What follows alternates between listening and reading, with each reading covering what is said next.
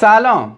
وقتی که شما 50% خدایی نکرده توی ضرر باشید، چند درصد باید سود کنید تا سر به سر نقطه اولیه باشید؟ اگه تو فکرتون اینه که با 50% سود سر به سر نقطه اولیه میشه، اشتباه دارید فکر میکنید.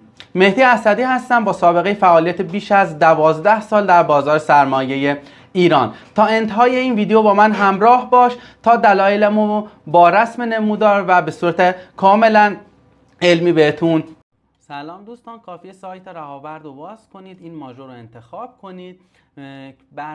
برای مثال کسی که اومده کیمیای 315 تومانی و تاریخ 22,404 خریده تا به امروز که قیمت سهم 174 تومن هست، ضرری معادل 45% رو توی پورتفو بهش نشون میده.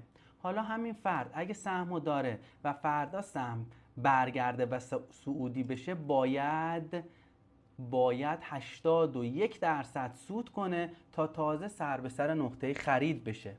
پس توی پورتفوش 45% زیان نشون میده، ولی برای اینکه برگرده به حالت اولیه احتیاج داره 81% سود کنه.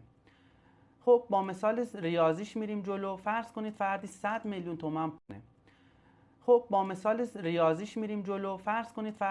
میلیون تومان پول داره، یه ضرر 50% میکنه و پولش میشه 50 میلیون تومان.